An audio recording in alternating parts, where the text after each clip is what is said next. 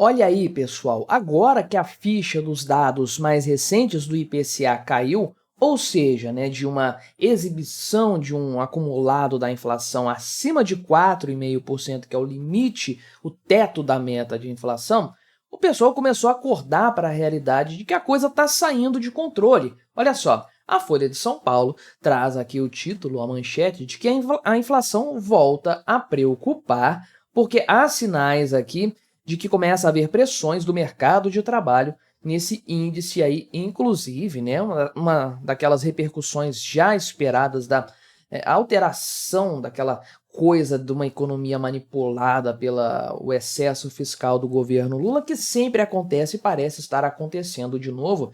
E para acabar de ferrar com todo mundo, o que está puxando isso aí para cima é o preço dos alimentos, especialmente a carne, mas também outros itens aí que estão realmente puxando esse índice, né, para cima, de forma que o acumulado pelo IPCA, meu amigo, que é um índice mais do que questionável, o acumulado de 12 meses para os alimentos está marcando 7,3%, o que é muito mais do que a inflação média. Isso é um problema sério, prejudica os mais pobres, claro, né? Mas começa a criar aquela sensação de pressão social que pode enfraquecer o governo Lula naturalmente, mas pode deixar o Brasil ainda mais instável do que já está.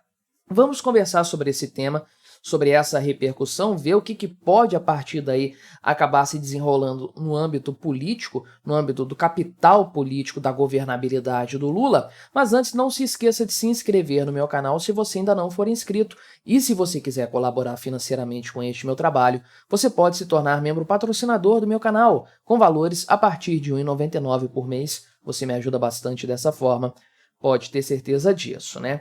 É curioso esse título aqui da manchete da Folha de São Paulo. Aliás, as duas matérias são da Folha, tá? Mas aqui, a inflação volta a preocupar.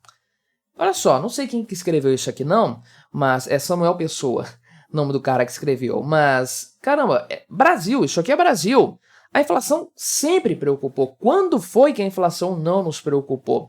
O que está acontecendo agora é que a inflação começa a assustar, ou volta a assustar. Preocupação sempre tivemos com isso, né? É a preocupação diária do brasileiro, é o aumento de preços.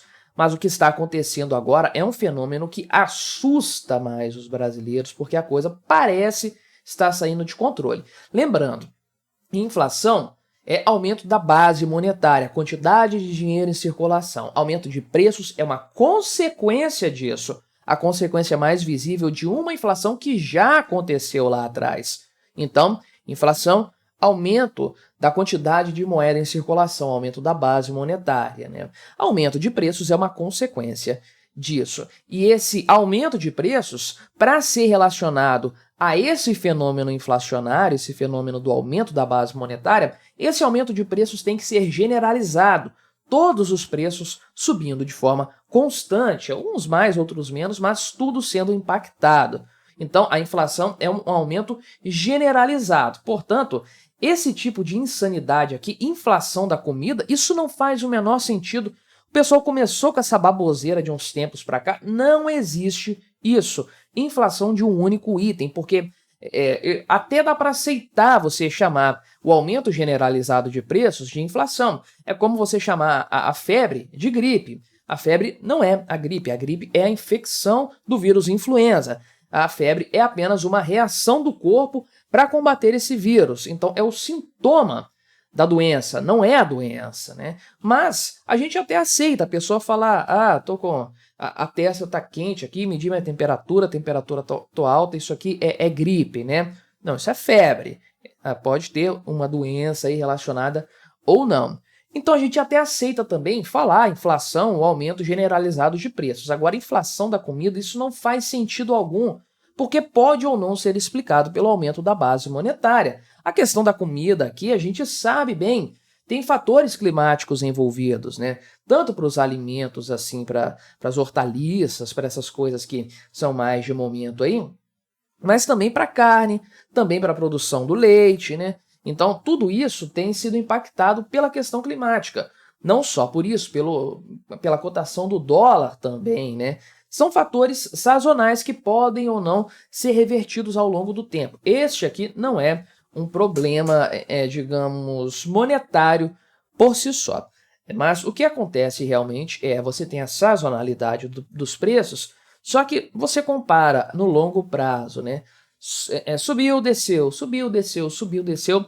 Numa janela de 5 anos você vai ver o valor mais baixo hoje é muito maior do que o valor mais baixo 5 anos atrás. Aí você consegue medir a inflação enquanto reflexo do aumento da base monetária, o quanto que o dinheiro está se desvalorizando nesse período.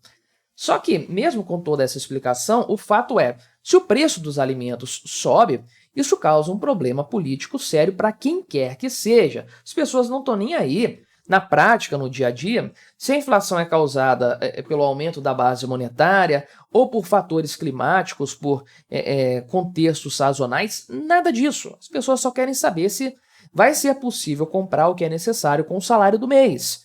E quando a percepção de que isso não é possível começa a aparecer, não a realidade, a percepção, começa a se criar uma pressão social.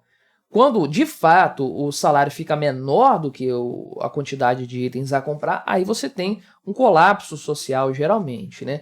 Mas essa preocupação começa a surgir, de fato, quando você tem o início da percepção de que talvez o salário esteja ficando curto demais para o mês com esse aumento de preços, especialmente nos alimentos, né? Então, aqui, por exemplo, né? Em 12 meses, o item aqui, o alimentos semi-elaborados, que tem as carnes no meio aqui, subiu 11,1%. O salário do pobre não subiu isso aqui no mesmo período. Então, na prática, o pobre está gastando mais dinheiro hoje para comprar carne do que um ano atrás, né? Que há um ano atrás. Isso se a gente considerar os índices do IBGE, o IPCA. Mas se a gente olhar, por exemplo, os índices da Fundação Getúlio Vargas, o negócio é muito pior.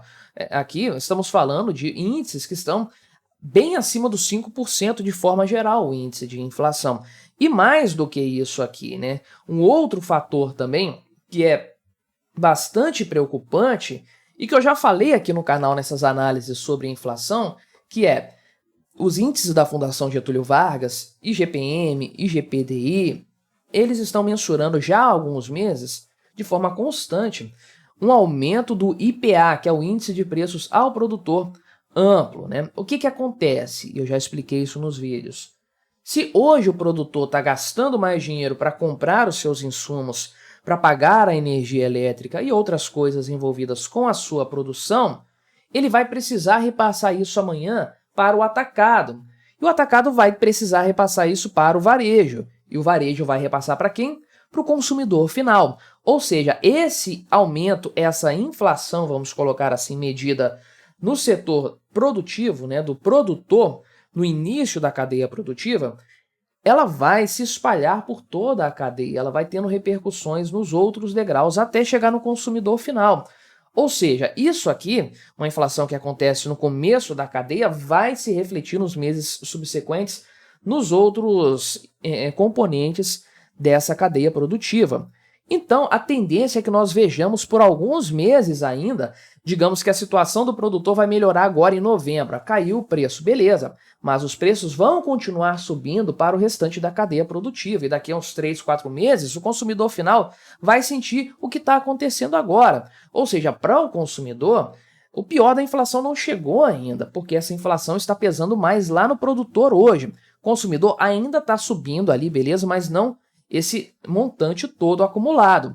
Quando isso chegar no consumidor final, meu amigo, você pode se preparar que o negócio vai ficar feio realmente. E aí a inflação da comida, para usar aqui a expressão deles, realmente é uma situação muito complexa para qualquer político que seja, né? Veja aqui que o arroz teve um aumento de 20%, isso aqui em um ano, né? O feijão preto 12%, o leite 10%, café quase 30% aí, né? Tem fatores sazonais, conforme eu falei, a questão das lavouras, o ciclo das colheitas, mas também questões climáticas, o preço do dólar também aí já é mais culpa do governo Lula, porque o exportador fica mais tentado a vender para o estrangeiro, porque o preço está melhor lá, né? O gringo agora com a mesma quantidade em dólares compra mais itens brasileiros, fica melhor, tá tudo em pechincha aqui no Brasil. Isso para o consumidor final aqui do Brasil representa um problema sério, e esse problema pode respingar no governo Lula, sem dúvidas. É uma análise que eu fiz aqui no canal, vou deixar até a recomendação no vídeo aqui no final, justamente da questão de que em 2026, pelo andar da carruagem, o Lula vai estar com uma série de problemas econômicos, inflação, taxa de juros, desemprego, queda no PIB, tudo isso vai estar pesando bastante e reduzindo as chances dele de, na eventualidade de concorrer novamente, vencer as eleições, né? Mas esse nem é o principal ponto, se ele vai ter ganho ou perda de capital político. O problema dele eu não tô nem aí. Realmente o grande problema é a culpa do governo nessa história aqui, que é a culpa de longo prazo, a inflação que se percebe ao longo de vários anos e tem sido notada claramente neste governo Lula. Já se vão 2 anos nessa história praticamente.